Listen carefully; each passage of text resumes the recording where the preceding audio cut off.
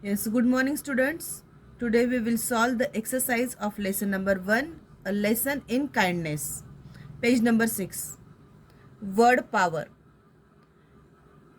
Match the words to make sentences. One is done for you. यहाँ पे देखो आपको कुछ वर्ड्स दिए हैं जिसको हम मिलाकर क्या बन सकता है, सेंटेंस बन सकता है. So first is a dog. तो ये अ डॉग ये किससे मैच होता है? A dog yelps. A dog yelps. A baby.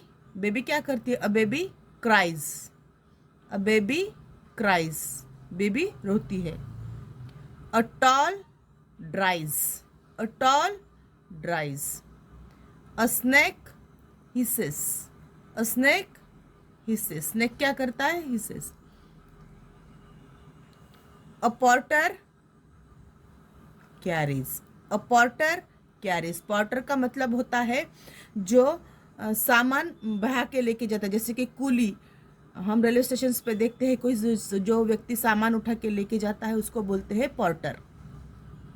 A teacher teachers. A teacher teachers.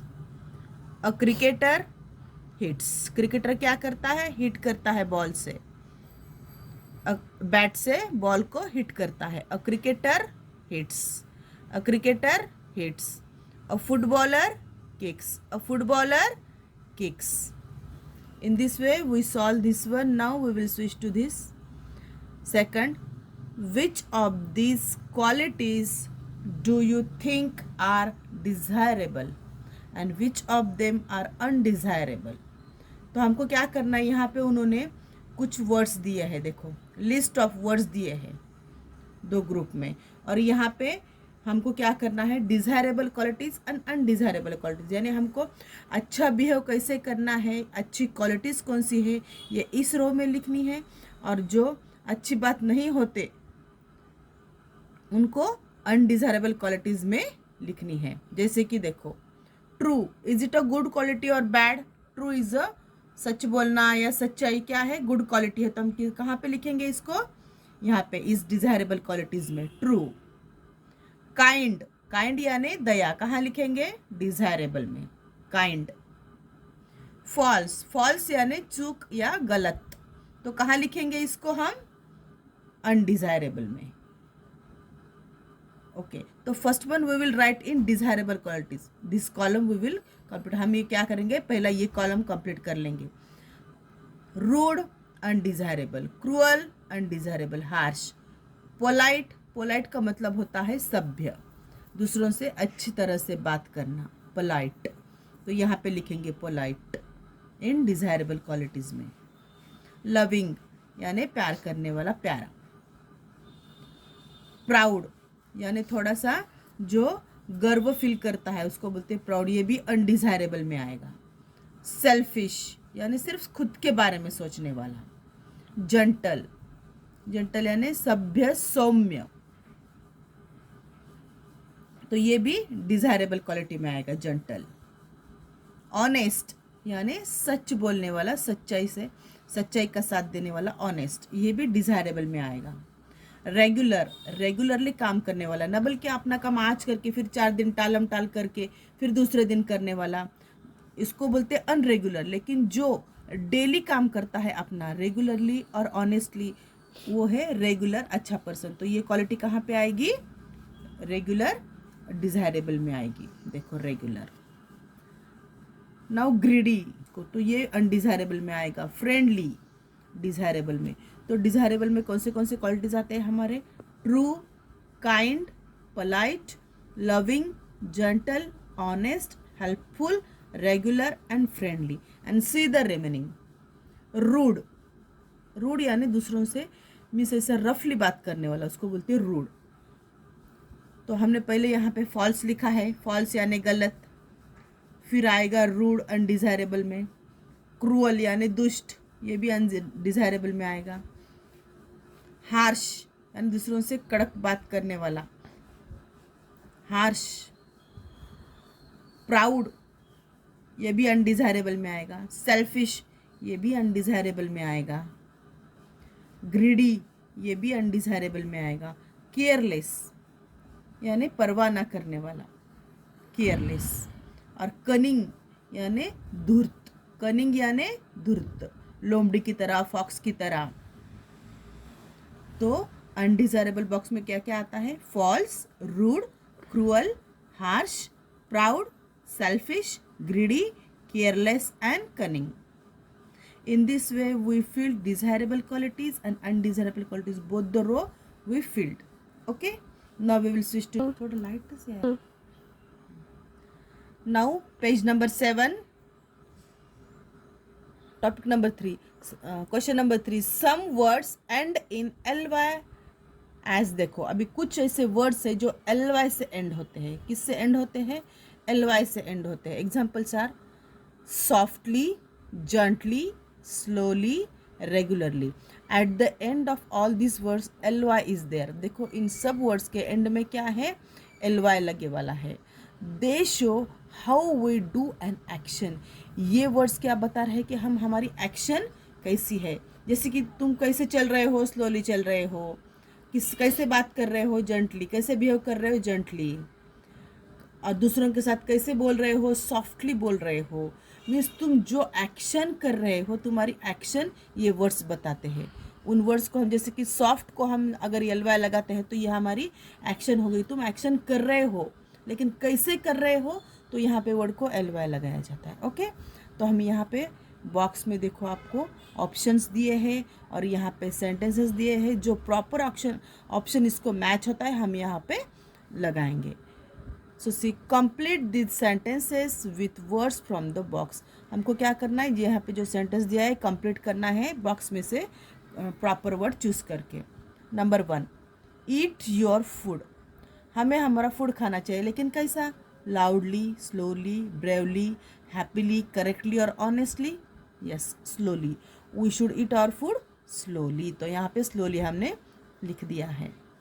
Eat your food slowly, full stop. ये कंप्लीट सेंटेंस बन गया है. You should work. हमें वर्क करना चाहिए. कैसे? ऑनेस्टली. ऑनेस्टली वर्क करना चाहिए, सच्चाई के साथ, प्रामाणिकपना के साथ. Number 3, our soldiers fought. हमारे सोल्जर्स लड़े कैसे? ब्रेवली, शूरता से. Our soldiers fought bravely.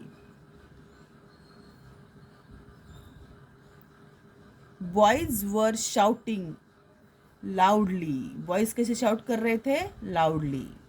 The birds were singing. Birds कैसे सिंग कर रहे थे? हैप्पीली.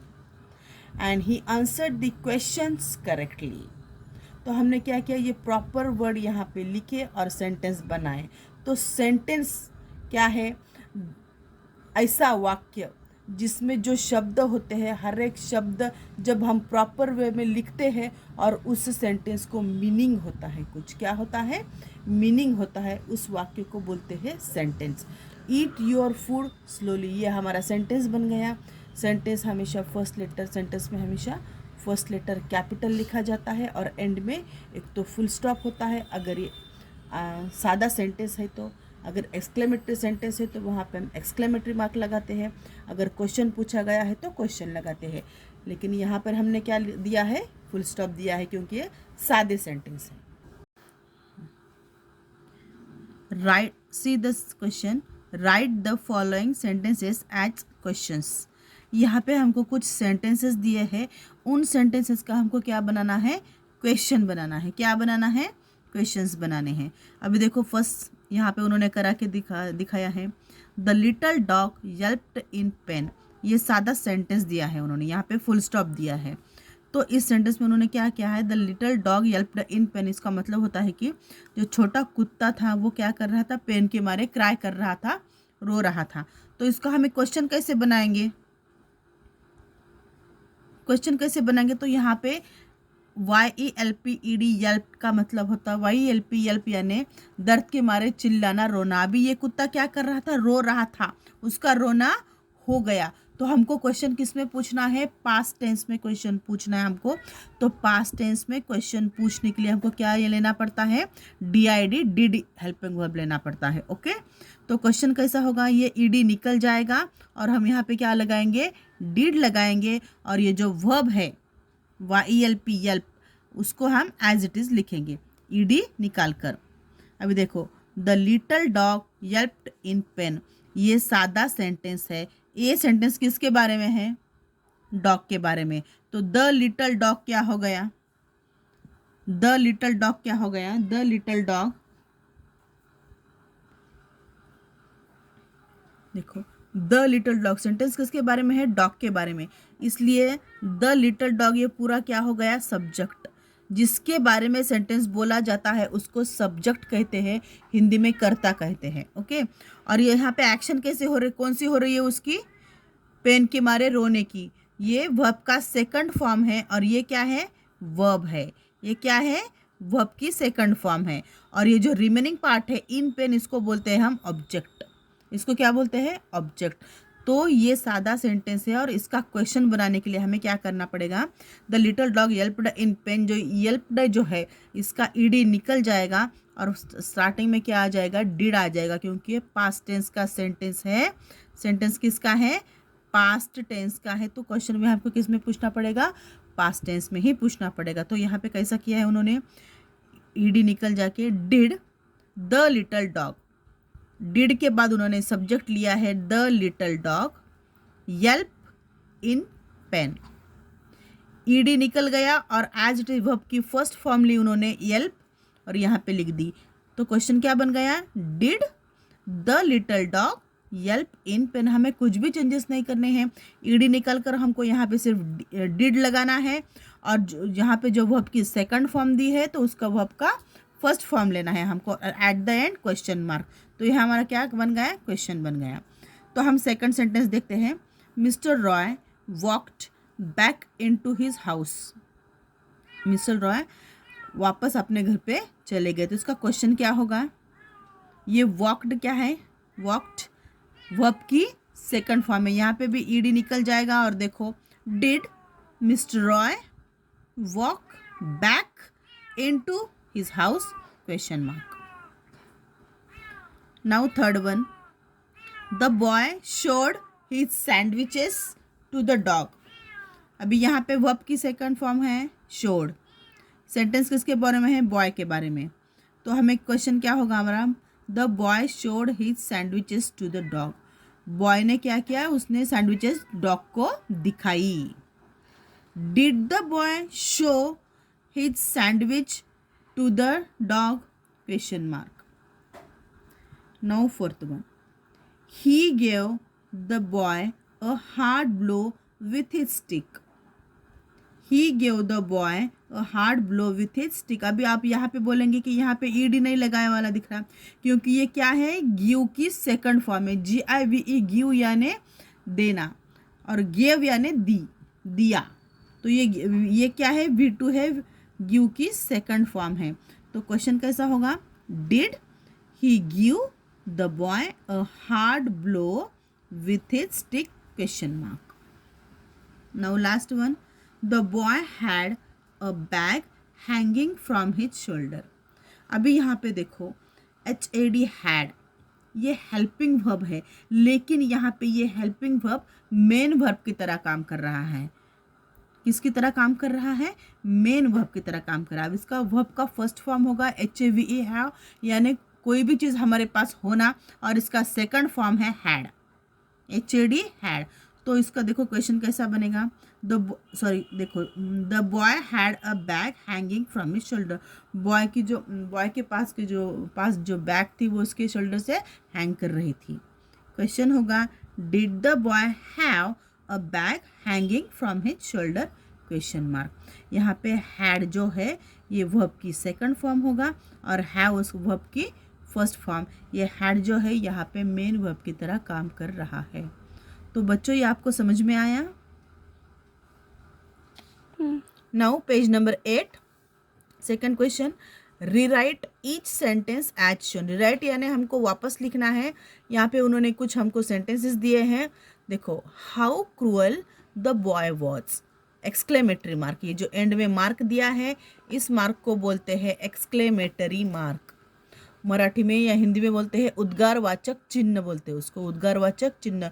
जब कभी भी हमारे मुंह से कुछ तो अचानक से निकल जाता है तो उस वाक्य के एंड में फुल स्टॉप नहीं लगाते तो कौन सा मार्क लगता है? Exclamatory mark. जैसे कि कोई लड़की बहुत सुंदर तैयार होके आई और हम उसको क्या बोलते हैं? वाव, कितनी सुंदर लग रही हो। तो ये जो वाव है, वाव के बाद एक्सक्लेमेटरी मार्क आएगा, वाव व्हाट अ ब्यूटीफुल ड्रेस, हम ऐसा बोलते हैं ना। तो ये जो वाव है उसके बाद में हम एक्सक्लेमेटरी मार्क लगाते हैं।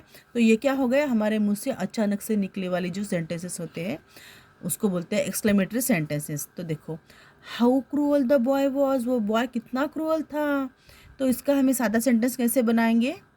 पहले क्या आएगा? तो ये सेंटेंस किसके बारे में है? बॉय के बारे में। किसी बॉय के बारे में यहाँ पे बात हो रही है। तो ये द बॉय है जो स्टार्टिंग में आएगा, द बॉय। और ये क्या है? वॉज है, हेल्पिंग वर्ब, ये उसके बाद आएगा। और जो रिमेनिंग है हाउ क्रूअल, तो हाउ क्रूअल का हम वो कितना क्रूअल, तो हम सादा सेंटेंस बनाते वक्त इसका क्या करेंगे? यहाँ पे वेरी लगाएंगे, कितना क्रूअल। तो सेंटेंस क्या बन जाएगा? The boy was very cruel, the boy was very cruel, boy बहुत क्रूअल था, दुष्ट था। Now second one, how tall that girl was, how tall that girl was, लड़की कितनी ऊंची थी, कितनी हाइटेड थी, इसका मतलब है। तो सादा सेंटेंस क्या बन जाएगा? That girl was very tall, that girl was very tall. या हाउ निकल जाता है और यहाँ पे क्या आ गया? वेरी आ गया। Now third one, how lovely the child is, how lovely the child is, ये जो बच्चा है वो कितना प्यारा है। तो सेंटेंस क्या बनेगा हमारा? The child is very lovely. Now fourth one, how sweet these mangoes are, ये मैंगोज कितने स्वीट है। तो इसका सादा सेंटेंस कैसे बनेगा? दीज मैंगोज, सेंटेंस किसके बारे में है? मैंगोज के बारे में। तो यहाँ पे स्टार्टिंग में सब्जेक्ट आ जाएगा, these mangoes are very sweet. How निकल जाएगा, यहाँ पे वेरी आएगा, these mangoes are very sweet. Okay, आया समझ में? Now third one, third question, rewrite each sentence using the short form of the underlined words। यहाँ पे आपको क्या दिए हैं? कुछ सेंटेंसेस दिए हैं और हमको ये सेंटेंस दोबारा लिखने हैं। तो यहाँ पे हमको क्या करना है? जो अंडरलाइंड वर्ड्स है, जिन वर्ड्स के नीचे लाइन बनाई है उन्होंने, उन वर्ड्स का हमको शॉर्ट फॉर्म करना है। तो अभी आप लोग बोलोगे शॉर्ट फॉर्म बोले तो क्या? तो समझो जैसे कि हम किसी बच्चे का नाम है ऋषिकेश, तो हम उसको शॉर्ट में कैसा प्यार से कैसा आवाज़ देते हैं? ऋषि आवाज़ देते हैं ना। अगर अभिषेक नाम है तो अभी, ये क्या हो गया? ऋषि, अभी, ये शॉर्ट फॉर्म हो गया ऋषिकेश का और अभिषेक का। वैसे ही यहाँ पे इंग्लिश में भी कुछ वर्ड्स होते हैं जिनका हम शॉर्ट फॉर्म करके लिखते हैं। जैसे कि देखो, I am tired but I am not hungry. देखो यहाँ पे क्या बोला है? आई एम टायर्ड, मैं टायर्ड हूँ लेकिन मुझे भूख नहीं लगी है, इसका मतलब ये है। तो अभी ये आई एम के नीचे अंडरलाइन है, यहाँ पर भी आई एम के नीचे अंडरलाइन है। तो हमको इसको शॉर्ट फॉर्म में कैसा लिखना है? यहाँ पे देखो उन्होंने बताया है आई, और यहाँ पे ये क्या आएगा? अपोस्ट्रोफी। ये जो चिन्ह है इसको बोलते हैं अपोस्ट्रोफी। क्या बोलते हैं? अपोस्ट्रोफी। तो ये चिन्ह यहाँ पे लगाना पड़ता है, ये छोटा सा चिन्ह जो दिख रहा है इसको बोलते हैं अपोस्ट्रोफी। आई के बाद वो अपोस्ट्रोफी आएगा और ये ए निकल जाएगा, सिर्फ एम। तो उसको पढ़ते वक्त कैसे बोलेंगे हम? आई am, I am, I am tired but I am not hungry.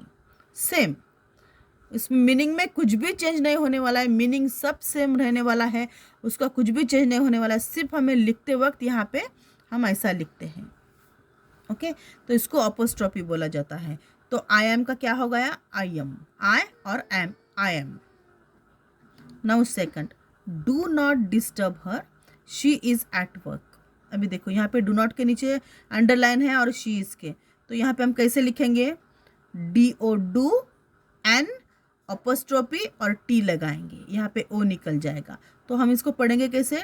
Don't, don't disturb her, she is at work. अभी ये जो शी इज़ है तो ये SHE शी हमको लिखना है, यहाँ पे अपोस्ट्रोफी देना है, ये आई निकल जाएगा और यहाँ पे हमको यस लिखना है। तो हम यहाँ पे कैसे लिखेंगे? She is at work, don't disturb her, she is at work, ऐसा पढ़ेंगे। Now see third one, it is 10 o'clock, you are late again. तो इट इज़ का शॉर्ट फॉर्म क्या हो जाएगा, इट्स 10 o'clock। IT इट लिखेंगे, आई निकल जाएगा यहाँ पे apostrophe S, it's 10 o'clock, you are late again. अभी यू आर का क्या हो जाएगा, यू का यू लिख देंगे और जो आर है उसका ए निकल जाएगा, यहाँ पे अपोस्ट्रोफी आएगा, यहाँ पे RE आएगा, you are late again. It's 10 o'clock, you are late again. Now fourth one, they are not farmers, they are gardeners. वो फार्मर्स नहीं है, वो कौन है, गार्डनर्स है, यानी वो खेती करने वाले लोग नहीं है, लेकिन ये कौन है, गार्डनर से माली है। तो देखो दे, आर नॉट का क्या हो जाएगा, आर का आर लिख देंगे और ये NOT का शॉर्ट फॉर्म क्या हो जाएगा, NT यहाँ पे लगा देंगे, ARE apostrophe NT, aren't, they aren't, they aren't, इसको हम क्या बोलेंगे, aren't, are not aren't. They aren't farmers, they are gardeners. अभी यहाँ पे THEY दे NARE आर है, उसके नीचे अंडरलाइन किया है, तो दे एज इट इज़ लिखेंगे हम, और जो ARE आर है उसका ए निकल जाएगा, यहाँ पे अपोस्ट्रोफी आएगा और क्या लिखेंगे हम, RE, they are gardeners. They aren't farmers, they are gardeners. Now last one, my brother is very tall, he is a good player. My, अभी यहाँ पे देखो यहाँ पे कुछ भी नहीं है तो हम एज इट इज़ लिख देंगे, माई brother is very tall, he is के नीचे अंडरलाइन है, तो ही इज़ का क्या हो जाएगा short form, he's, he as it is लिख देंगे और आई निकल जाएगा और apostrophe S, he is a good player. तो आपको सेंटेंसेस समझ में आए? अच्छा बच्चों, आपको ये समझ में आया। अभी नेक्स्ट वीडियो में हम लेसन नंबर 2 देखेंगे। Okay, bye all of you, have a nice day.